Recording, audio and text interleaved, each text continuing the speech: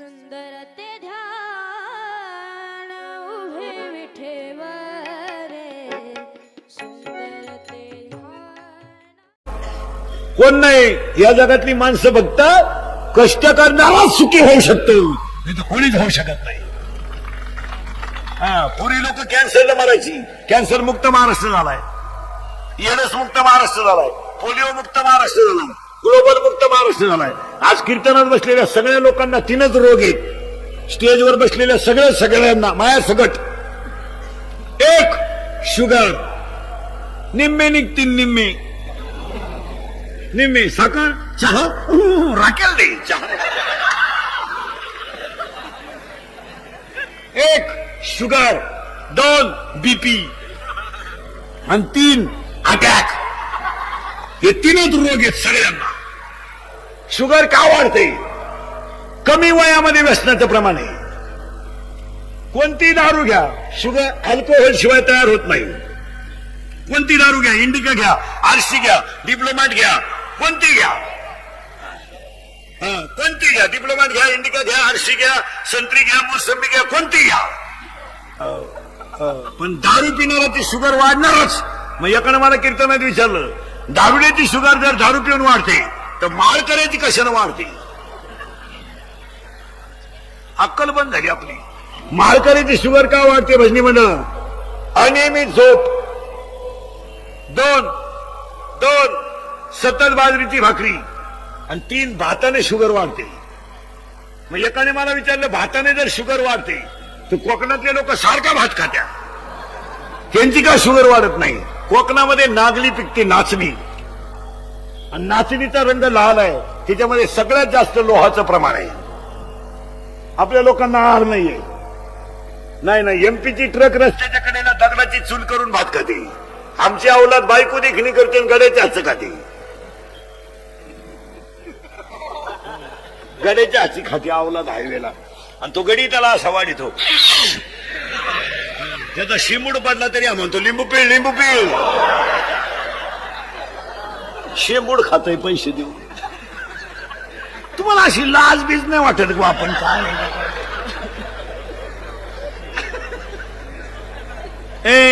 याचं कारण अटॅक, याचं कारण शुगर, बीपी वाढायचं कारण काय? मागचं उकरून काढू नका।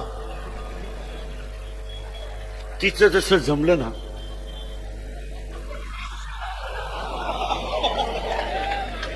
संपलं। पागल आहे तू, पागल।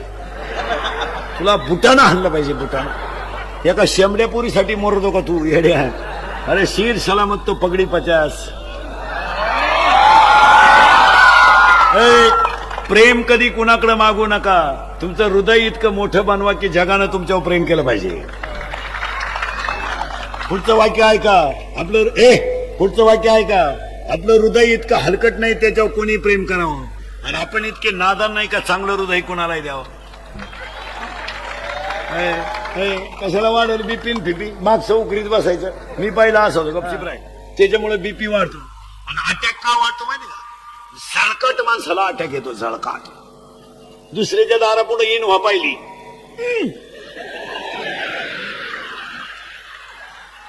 आणि अटॅक का यायला लागले ह्या 5-7 वर्षात? माणसं बोलायचीच बंद झाली। पाया पडून सांगतो पोरांनो, पोरं पुरी नीट ऐका। तुमच्यावर जर एखादा प्रसंग असेल तर ती गोष्ट कुणापडी पुढे बोलून दाखीत जा। मित्राला सांगत जा। प्रियसीनं धोका दिला ना, सांगून टाका मित्राला, पण ते असं नाही करायचं, आतल्या आत नाही ठेवायचं धोका। मग या अटॅक का म्हणेल, बोलून दाखीत जा। आणि आता हे मोबाईल मुळे बोलणं बंद झालं, बोलतच नाही लोक। आणि पाया पडून सांगतो, 10वी पर्यंतच्या पोरगा आणि पुरीच्या हातात मोबाईल जाता कामा नाही। फार पागल झाली जनता, पागल, हलकट क्वालिटीचं नाही। ते कानात वायरी घाली ते 2, ती सॅग नावाची एक बॅग आली कुठून, माग टांगीत आहे। ज्या गाडीतून उतरलं त्याच गाडीत चढलं ते, पागल। एक लग्वीला गेला आणि फोन आला, मग चैत्य खोलावं का नाही?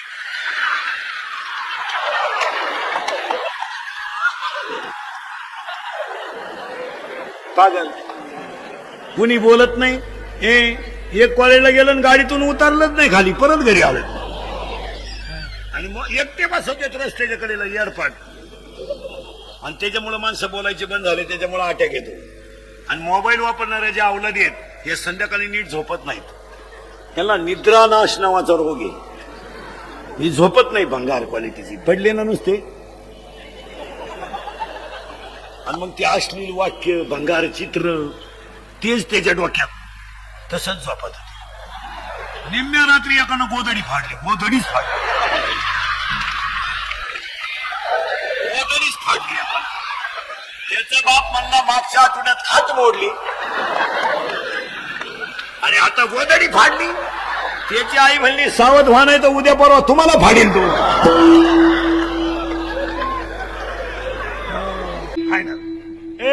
उपास करावा किंवा नाही. आता मरावं कसं? आता माळकरी मंडळी, भजनी मंडळी कोणी महाराज असले तर लिहून घ्या, मरण्याच्या अटी लिहून घ्या. बोगसगिरी चालत नाही. माणसाचा मृत्यू दिवसा झालेला असावा. 2 शुक्ल पक्ष असावं. 3 उत्तरायण असावं. आता आयन कोणतंही? किती तारीख आहे आज? काल लागलंय उत्तरायण. आता नीट ऐका, माणसाचा मृत्यू दिवसा झालेला असावा, शुक्ल पक्ष असावं, उत्तरायण असावं, मरताना इंद्रिय टवटवीत असावा, शरीराचं तापमान समान असावं आणि माणसाचा जठराग्नी प्रदीप्त असावा. पुरावा अध्याय नंबर 8 श्लोक नंबर 24 त्याच्यावरच्या ओव्या. अशी बोगसगिरी चालत नाही. कोणी उठायचं ना वैकुंठवासीन, कोणी उठायचं हे बापाच पेंड. मग काही माणसं म्हणतील भजने सुद्धा नीट मरतील का? गॅरंटी नाही. एखाद्यानं आयुष्यभर भागवत सांगितलं, मरण्याच्या टायमाला गवळणी पाहायला लागला.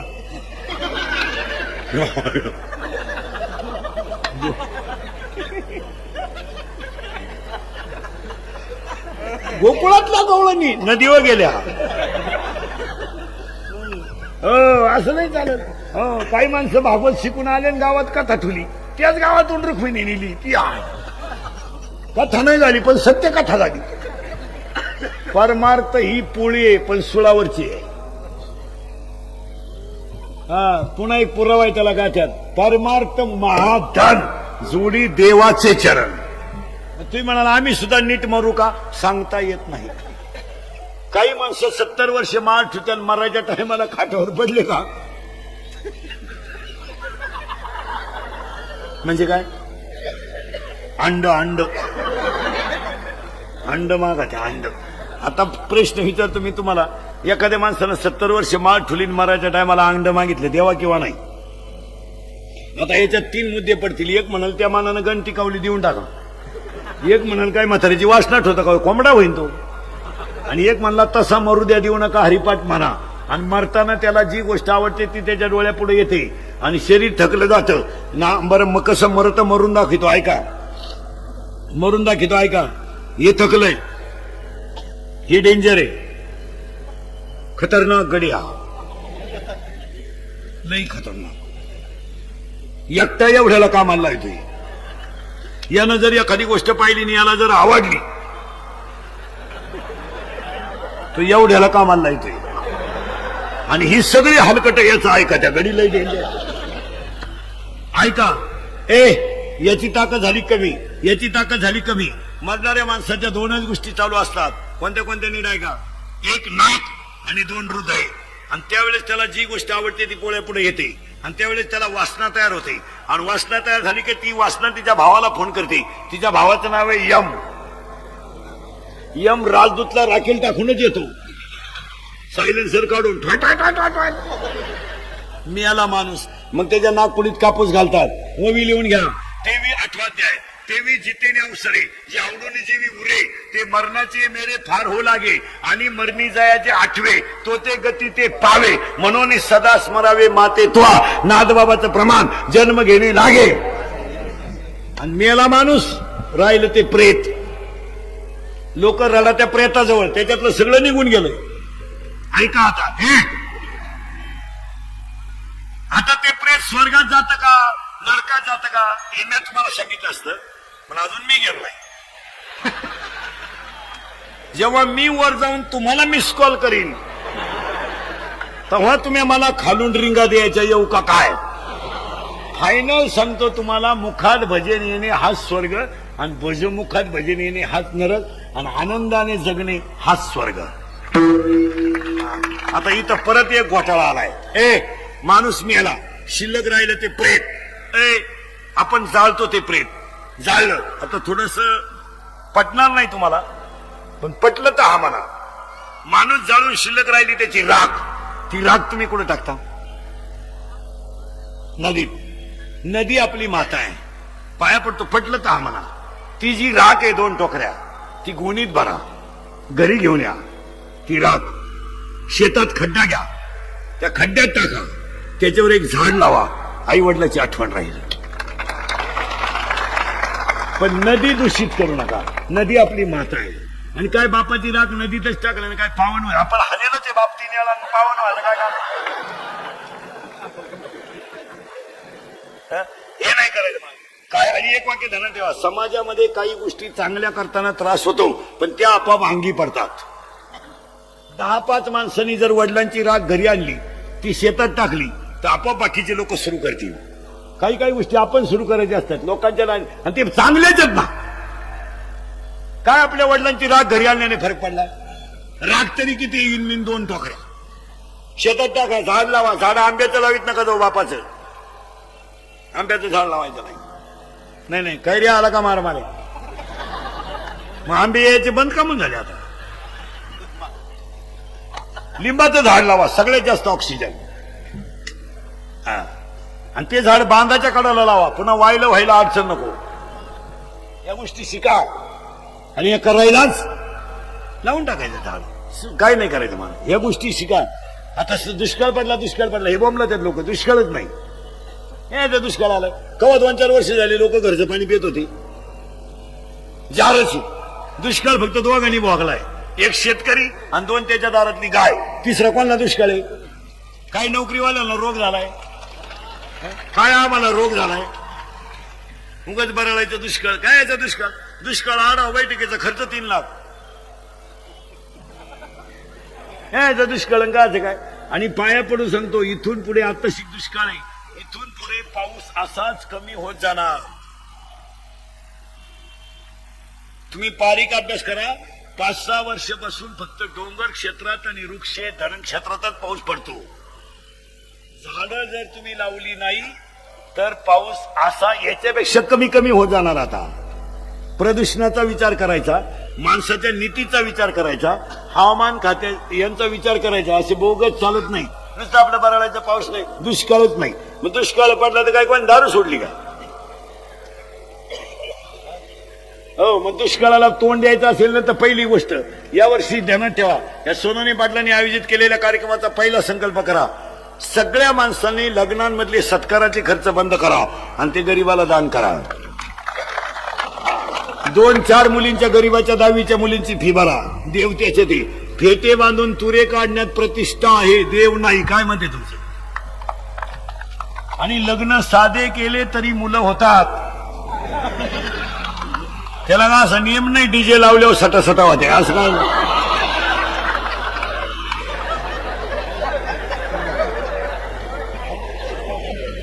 कशाने पैसे घालायचे? एक तर बायका मिळा ना भाऊ.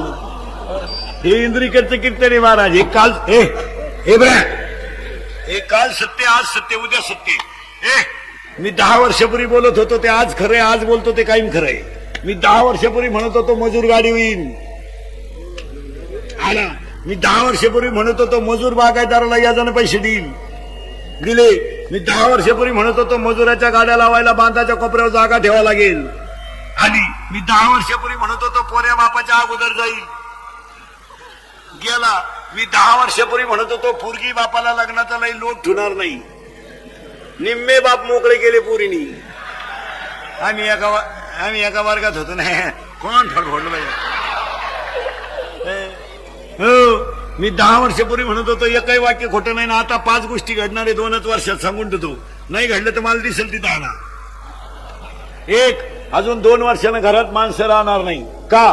प्रत्येकाला एक मुलगा आणि एक मुलगी आहे. मुलगी नवऱ्याच्या घरी आहे, मुलगा बाहेर आहे, घरात माणसं राहील नाही. 2, हे पुण्यतिथीन दहावे बंद होणार. दहाव्याचं पॅकेज निघणार बामणाला. आता पॅकेज कावळाय तूच आण, भातही तूच शिजव आणि चप्पी तूच कर. तुला नाही कोणी भेटलं ज्याचं प्रवचन ठेवलंय त्याची कर. काय कोरकून दहावे बंद होणार. तिसरी गोष्ट होणार आहे, नोकरी आणि बायको मिळणार नाही. पाया पडून सांगतो लोकांना, पाया पडून सांगतो, मुलींची संख्या कमी आहे असं म्हणू नका. मुलीच्या क्वालिफाईड मुलगा नाही हा विचार करा. मुलगी तहसीलदार आहे, पोरगा कुठे? मुलगी PS आहे, पोरगा कुठे? तिला SP पोरगा पाहिजे. 10वी 12वीचे कोणी खात नाही. हे आता फक्त हे 2-4 महिने वापरून घ्यायचे एवढे. आता सीझन आलाय ना.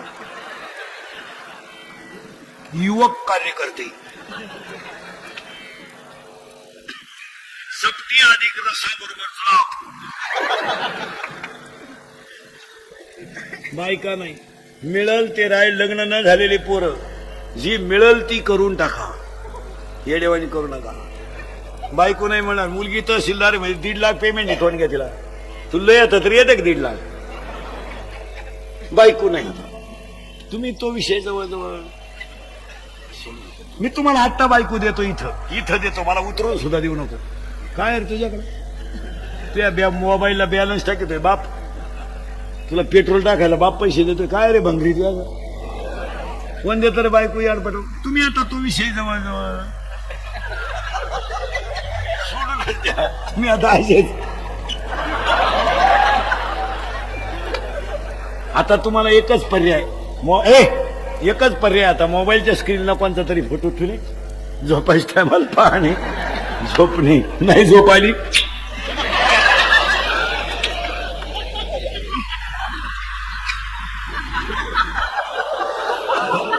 नाही, झोपे डबल. आणि दुसरा एक पर्याय, मामाची मामीची पूजा करणे. बस. त्या मामाला मुली आहे का नाही? हा लाल शर्टवाला मामाला मुली? हा हा हा आहे का? नाही. किती आहे? 3. त्या मामाला किती आहे? 1. आणि तुला भाऊ किती आहेत? 2. जो जास्त प्रयत्न करील तोच गड काबीज करील. त्या मामाला आहे का रे? अरे तू किती आहे? नाही. तुझ्या नाही. तुझ्या नाही का? मामाचंच लगीन झालं नाही. मामाच मोकळं